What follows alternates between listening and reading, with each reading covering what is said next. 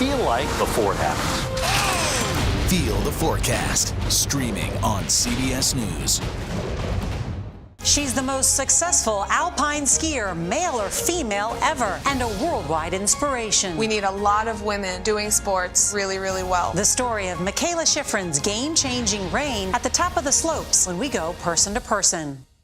We aim every night to be factual and fair. That's our goal.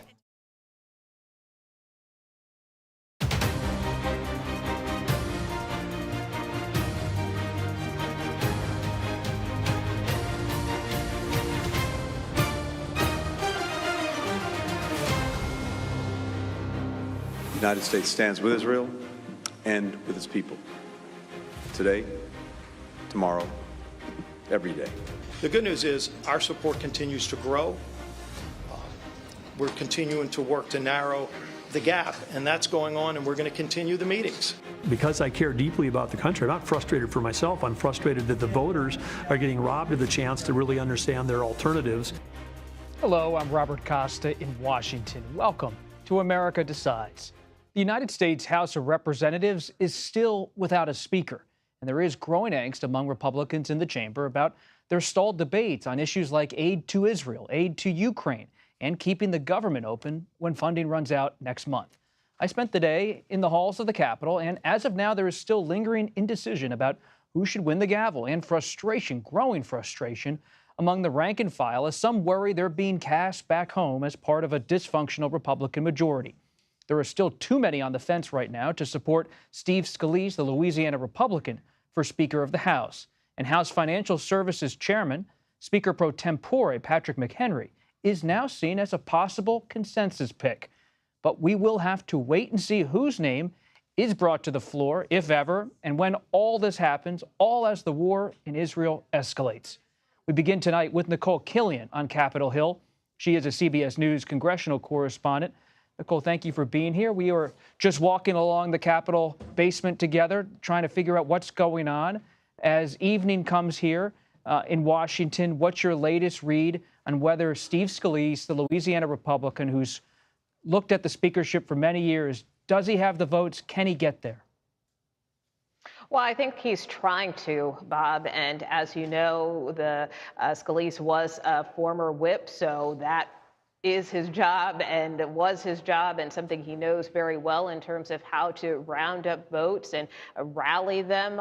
We do know in this meeting with House Republicans earlier today, there really was a message of unity conveyed by the majority leader. But at the same time, as you very well know, as members emerged from that meeting, there was also a big sense of frustration.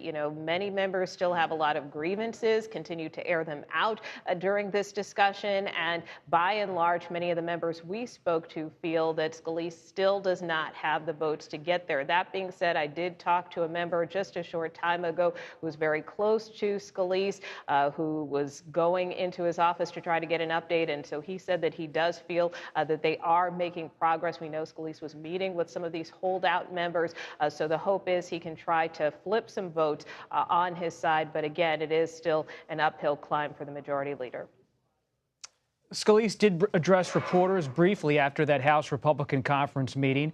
Let's listen to what he had to say. The good news is our support continues to grow. We're continuing to work to narrow the gap, and that's going on, and we're going to continue the meetings. There's some other members that want to meet as a group individually.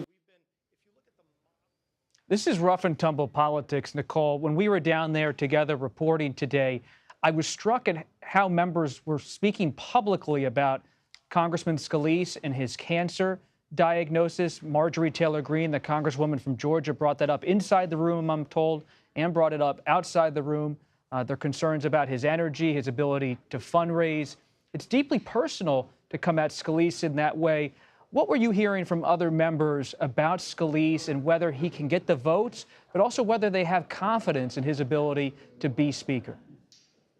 Yeah, that's right. And also, let's not forget that Scalise was also shot back in 2018 at a congressional baseball practice. And so, there are a lot of concerns with respect to his health. Obviously, more recently, he was diagnosed with blood cancer. We saw even today the former president raise that as a potential concern. We know that he endorsed Jim Jordan. But look, members I talked to say, that they don't necessarily think that that's fair to, hold his health against him, even if some members do have concerns. Scalise has conveyed both publicly and to members that he does feel great, that he is up for the job, and he wouldn't be running for the speakership if he didn't think that he could do it. But that being said, I think there's just bottom line a sense of intransigence right now among members in terms of the path forward, whether anyone can reach that magic number of 217 or 218. Take a listen to what some Republican lawmakers told us after today's conference meeting. I will say this. I mean, I will not be voting for Steve on the floor. So they better not force this on the floor. Why not? I've got strong disagreements with the way things were carried out yesterday, and we're going to figure this out here but is as a it conference. worth holding that against him? I mean, time is not on your side. Don't. Time's on my side. What's the time? What's the time clock that's ticking? I mean, look, we've got. You have a war in Israel. Yeah, we've got a war in Israel. We can act. Funding deadline November 17th. We've got a war in Israel that Israel is perfectly capable of fighting. You think you need more time? Yeah, I think. What are you asking me? You should ask 200 and, people in there. I mean, it's I'm with Scalise, but we got to get to the right leader. We came to Washington because we were frustrated, and there's real problems in America. We need to be solving those problems, so it's really frustrating for people like me. So on one hand, you have some members saying, look, give us the time to work this out. But on the other, you have members like Congresswoman Jen Kiggins, who is from a swing district, who is like, look, we just need somebody. She's talking about, ships that are being deployed from her district to deal with this war in Israel and provide U.S. assistance and support. And so her point and the point of other members, Congresswoman Nicole Malliotakis, also expressing a lot of frustration now that, Republicans' focus really needs to be on the bigger task at hand, helping their constituents, helping the American people, not hashing things out over petty disagreement. So there still is this big divide among members as to whether they need to move forward with a vote now or whether they should give themselves the time to work through these issues they have until they can reach a consensus pick. Nicole Killian, trenchant as ever. We really appreciate it. Thank you. You bet. Israel is preparing for a possible ground offensive in Gaza. The two sides are trading rocket fire as the war intensifies. At least 2,500 people have died in the conflict. 27 Americans have died. At least 14 are still missing. In Israel today, Secretary of State Antony Blinken met with Prime Minister Benjamin Netanyahu and spoke about the Hamas attacks. Everywhere we've gone, we've met people who've been touched in one way or another by Hamas's bloody hand. A loved one, a friend, a classmate, a neighbor, a colleague, killed, maimed, missing. We encountered a nation knit together by grief, but also a nation united in resolve. The United States shares that resolve. CBS News foreign correspondent Ian Lee joins us now from Tel Aviv, Israel. Ian, thank you so much for being here and for your reporting. What are the Israelis doing to prepare for a possible ground offensive? Well, Robert, the first thing that Israel is doing is calling up 360,000 reservists. These are people, everyday Israelis, who are being called back to military duty. They are going to be going down to that southern border, many of them. Israel's also moving a lot of their heavy equipment down there to the border. It is going to take some time before any ground invasion could happen. I remember back in 2014, it took about 10 days before they were ready, they were deployed, they were in position before a ground incursion could happen. So this is a much larger scale, one of the largest mobilizations in the country's history. So it is going to take some time, but Israel is moving troops and equipment to the places for that ground incursion to happen. Robert? On the leadership level, Prime Minister Netanyahu was forceful in his remarks. What exactly did he have to say about the war? Well, he has come out strong, and the Prime Minister needs to. This is the biggest intelligence failure, really, many people are saying, in the country's history. And so he has been saying that he is going to hit Hamas harder than Hamas hit Israel. And that's why we're seeing right now a lot of these airstrikes right now in Gaza. More than 1,300 people have been killed. And this is going to be a sustained period of airstrikes. And the Prime Minister wants to send that message to Hamas that this isn't something that Israel is going to take lightly, but it is going to be difficult for the Prime Minister moving forward to show that power that he wants to project, especially after that lapse that happened. Beyond the Prime Minister, what's your latest read on how the Israeli government, broadly speaking, is responding to this war and the unity government? Yeah, Robert, what's interesting about this unity government is it is bringing in members of the opposition, most notably Benny Gantz. Now, this is a former head of the Israeli military. He was in charge of the Israeli military the last time they went into Gaza in 2014. This is someone who knows especially what to do on the ground. There are a number of generals that have been brought into this war cabinet. And this is a projection of strength, a projection of confidence to the Israeli public, a public that is really shocked and stunned about what happened last weekend. And that's one thing they want to project, but also it is a competence thing. You do have these generals who know how to fight. They've been fighting before. And so they do want to have them in that war cabinet. The one thing, though, is noticeable is that not all the members of the opposition are taking part of this. Yair Lapid, another main figure in the opposition, says doesn't want any part of it, at least for the moment. He wants Prime Minister Netanyahu to resign. Robert? Ian Lee, thank you. The Republican stalemate over the Speaker's gavel has left the House paralyzed. We'll discuss which potential compromises could unite this Republican conference. You're streaming America Decides.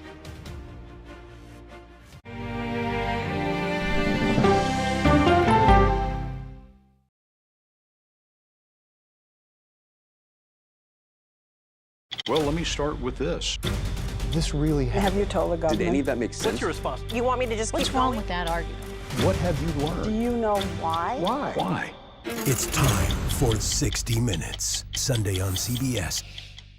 An original documentary from CBS Reports. Since you started La Soup in 2014, do you have any sense as to how much food you've rescued from the landfill? We've rescued 4.5 million pounds. I can't even fathom how much food that is. And that's one little person in one little city in America. We're going to call this chicken piccata. We did 450 of these meals today. This is the exact dish that you and I are going to have. Yep. Oh, my God. Is it good? Mm-hmm. Having a plan of how to keep people fed should be in every single city. If we eliminated food waste, could we eliminate hunger? Yes. Eating Trash, now streaming on the free CBS News app. An original documentary from CBS Reports. You had a substitute teacher that was pretty popular. What was his reputation? Everyone loved him. You had to miss a test. What did he offer to have you make up the test? He said that I can come by after school was all over and just take the exam. The blinds were down. He closed the door. The next thing I knew, he was right next to me. That's when I realized what was going to happen. Even if I wanted to scream at the top of my lungs, no one would hear me because no one was there. He told me that if I ever said anything to anyone, he would kill me and he would kill my family. So I did it. Pledge of Silence, now streaming on the free CBS News app. He was there when the war in Ukraine started. Extreme history. It's a big moment. The extraordinary story behind Sean Penn's new Paramount Plus documentary, Superpower, when we go person to person. An original documentary from CBS Reports. AI is among the most world-changing technologies ever. Curing diseases, scientific breakthroughs, making lives better. They can help us with medical discoveries, scientific discoveries, doing better agriculture, having cures for things like Alzheimer's. It's also going to really transform the way we work.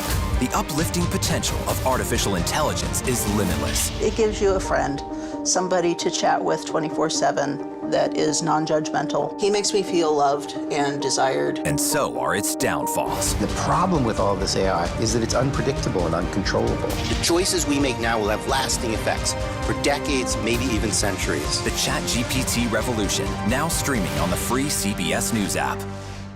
Why did you miss the moment? I'm not sure why they missed the moment. It doesn't look like Congress is doing anything. That's the role of Face the Nation, to focus on the issues at hand. That means a civil conversation with perspective.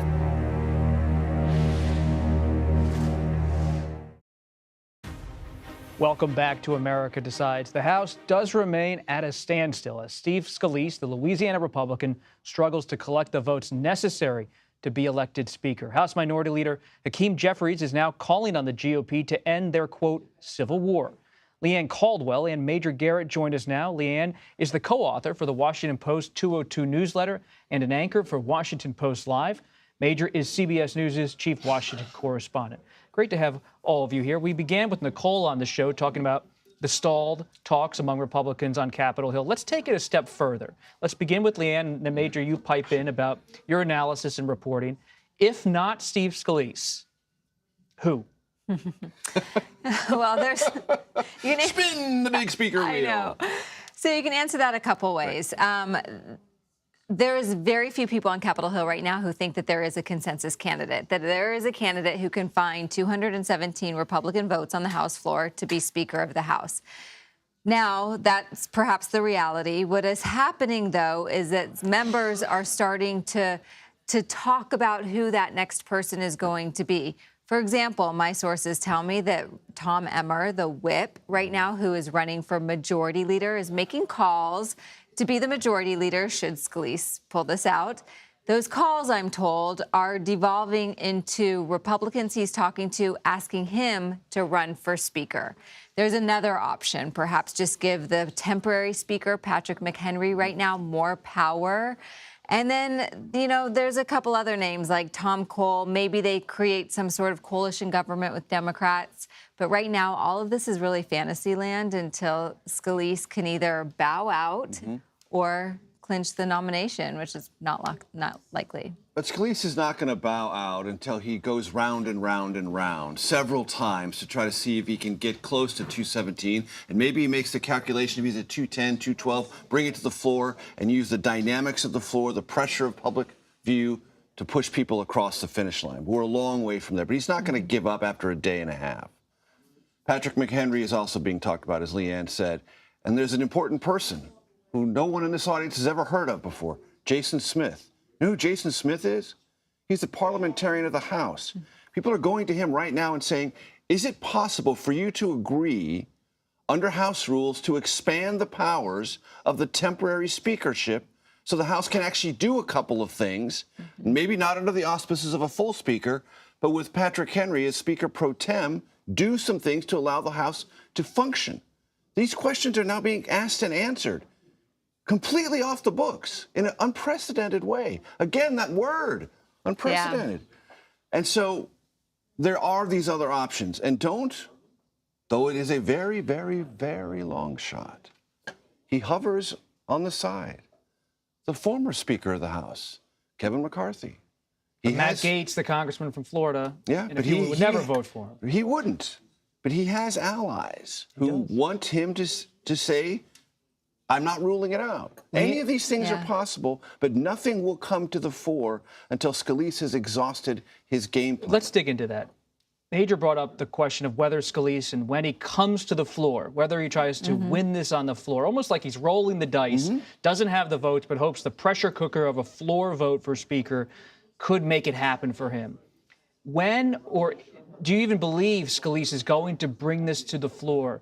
Or having covered him for a while, do you believe he's going to hold back privately until he really has the votes? Yeah, so that's one of the questions that's happening right now. They are trying to figure out, and there's two frames of thought here. Some say you go to the floor and at least show where everyone stands, because it's only been a secret ballot behind closed doors right now. So everyone will be on the record and see how much he wins by or how much he loses by.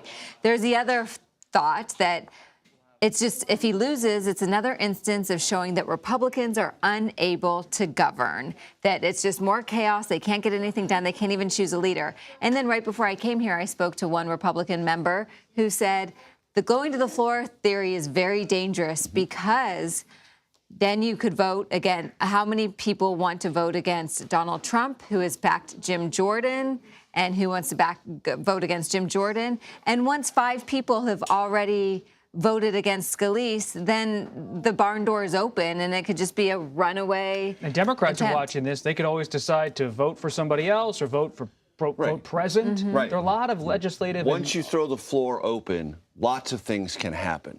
And this goes back to the cycle that Kevin McCarthy went through that long week when he finally secured the speakership. Leanne knows this, you know this, I know this. Afterwards, Republicans said, you know what? It was a brutal, chaotic public process, but you know, we came together. We talked our differences out. That's now a fallacy because all the same dynamics that forced Kevin McCarthy to go to 15 votes are present now. And if anything, they've incentivized people to hold their vote, to become individual king or queen makers, and keep themselves out of the collaborative process of a functional House Republican conference to get whatever they want on precisely their terms. Those incentives have not diminished.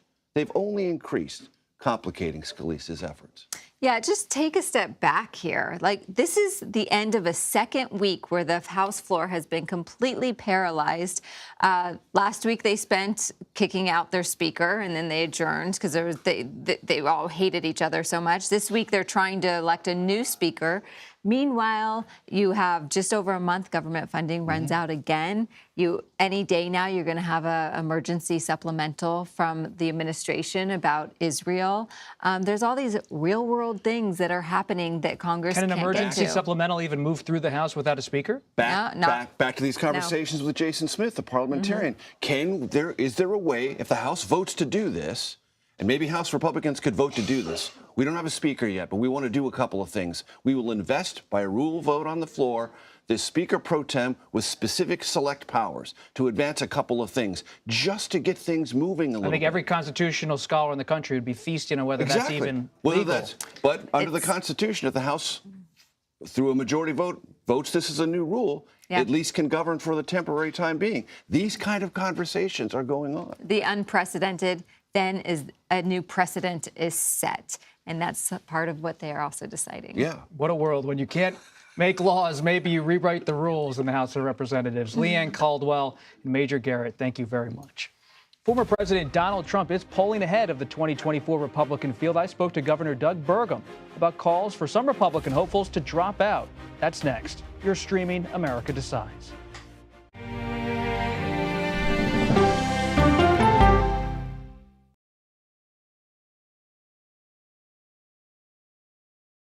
Our story's just begun. Why did you want to share your story? Water up this high? Where are these coming from? That's the $1 million question. I'm a very curious person. I wake up every morning asking what's happening in the world, why is this happening, and how do we answer that question on the CBS Evening News?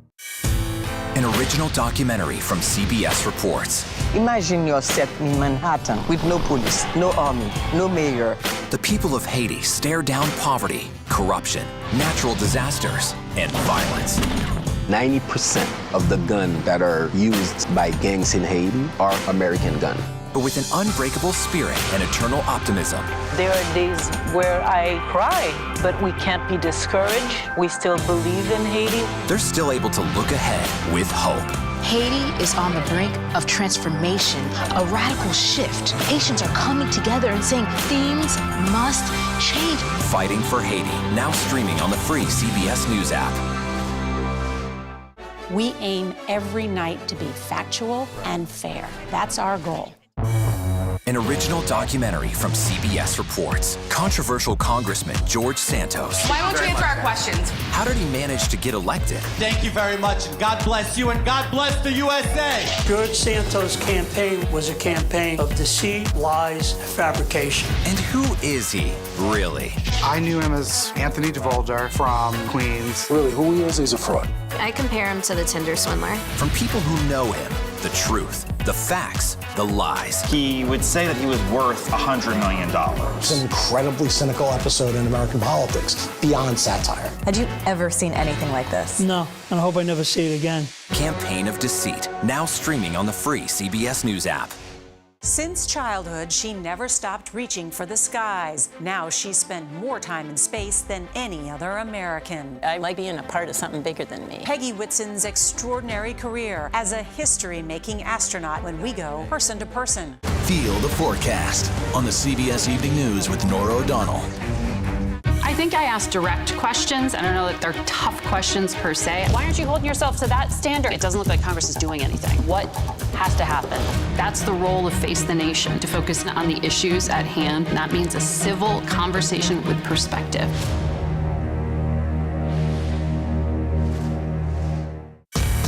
We are about to see American weapons in the hands of Mexican cartels. A gun pipeline to Mexico. We are arming the cartels. 100%, no doubt about it. Happening right under our noses. Who's doing something about this? Nobody. A CBS Reports exclusive. Most Americans have no idea that we are effectively arming the enemy next door. This is the story the American people need to know. Arming cartels, now streaming on the free CBS News app.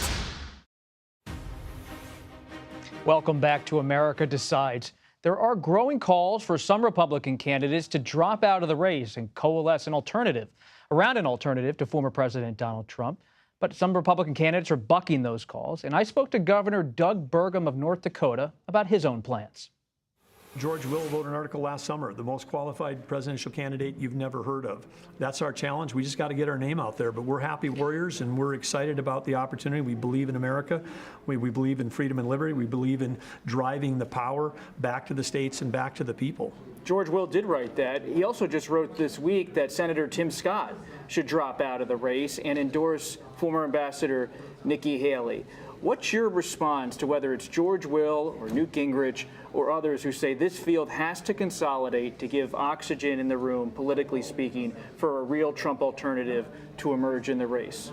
I say that this is one of the reasons why my favorite president is Theodore Roosevelt, because at the turn of the century last year, he said, wow, we got party bosses and political insiders and pundits and media, the big newspapers at the time, trying to figure out who the candidate should be in both parties and trying to narrow the field and block people. And he really promoted the idea of the presidential primary. He said, let the people rule. And 98% of the delegates will be available after the New Hampshire primary is over. No one has to panic. No one's got to drop out. Competition's good for the Republican Party. It's good for America. Everybody plays in those two entities if they want to, and when they play in those two entities, then those voters, not the pundits, those voters are the ones that actually get to narrow the field. That's the way democracy works in America. Are you confident you're going to make the debate stage for the next Republican primary debate? I'm confident that we're going to make it, and if we don't make it, this is. People say presidential debate like there's some gravitas around this. This is a reality TV show for a couple hours. And I talked to plenty of people that said, I watched it, and I'm never going to get those 2 hours back. Because it's not actually helping the American people understand the strength and weaknesses of the candidates. Have you complained to the Republican National Committee about your concerns? I haven't, because I don't complain about the rules. I understand that people make the rules. There 2 people are making the rules inside of a clubhouse. They set the rules. And there's plenty of other people weighing in. And they said we weren't going to make the first one, we made it. We weren't going to make the second one, we made it. You and I could actually be talking about policies that matter to the American people right now, but instead we talk about a process question of, are you going to make it? And it actually, even to people in Iowa and New Hampshire, doesn't matter that much, because they've got a chance to actually meet candidates and hear them, and they're making their decisions. And that's why the polls are changing. That's why 5 out of the 7 winners in Iowa weren't leading a month before the contest in the last decade. Same in New Hampshire. These things get decided in January. 75% of the voters in those states right now aren't even really paying attention to the presidential primary. It's still early. So there's a lot of movement that goes on, just like in the football season. And we're excited about, we're planning to be there when the playoffs start. I saw you were just out in Utah at Senator Mitt Romney's E2 summit. A lot of major donors were out there. What was the reception for you among Romney's inner circle? Well, Paul Ryan, also a number of other potential Senate candidates that are coming forward, a great set of business leaders from around the country, and the reception couldn't have been more positive. I mean, it was, of course, when you're talking to a group of people that have created jobs and built businesses, and you're the only job creator, the only business leader who's also then proven, taken those business skills and shown how you can actually shrink government. It's one thing to win in 2016. We won in 2020 by 40 points. But what are they saying to you behind the scenes? A lot of them must know you even personally from your business work over the years. What are they saying to you about your campaign? They're saying, we love what you're doing. We love the messaging. Hang in there, keep going. And plenty of them are saying, hey, how can we help? And getting their checkbooks out. So it's fantastic to be in a group like that, because those people actually understand the power of what executive leadership could mean when translated into government. So you're in it. There's no question about it. You're playing for the early contests. All this chatter in Washington, you seem to be ignoring it. You're in the race, and you're running to win. You got it. That's the headline right there, because, I'm not selling a book. I'm not running to be a cabinet officer. It's flattering when people say, oh, you'd be a great cabinet officer, A, B, C, D. Not running to be on the ticket with Trump or anyone else? No. This is all I've ever done my whole life is either be the CEO or the chairman of something. And when I've done that, I ask my shareholders the amount of wealth I've created for other people. It's why people are willing to invest in what we're doing, because they know that they can trust me. They know I operate with integrity. We know that we'll have a mission, a plan, a strategy, and that we're going to drive results. And they know, and people now know that all of this that I'm doing right now is out of a heart of service. There's lots of other things that we could be doing, but I do this because I care about the country. And one thing I noticed listening to you for over an hour here is you never bring up former President Donald Trump. This is your message. Is there a reason you just decide not to go there, whether it's on policy or politics? Well, I don't criticize any of the other candidates either, because I feel like when you're the least well-known candidate, I learned this when we were a startup company. I went to my first Comdex in 1983, and we're a 10-person startup. I thought there was about 8 other companies that were going to be selling accounting software on PCs. I got there, I picked up the trade show thing. There were 63 accounting software companies.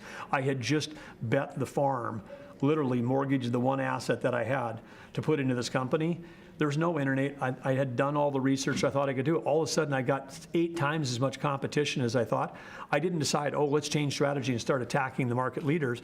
Anybody that walked by our booth, we said, we need to tell you about what we'll do for you, not about what the other guy won't or what the other guy did or didn't do. And we did that, and that's how we built our reputation. That does it for today. You're streaming CBS News.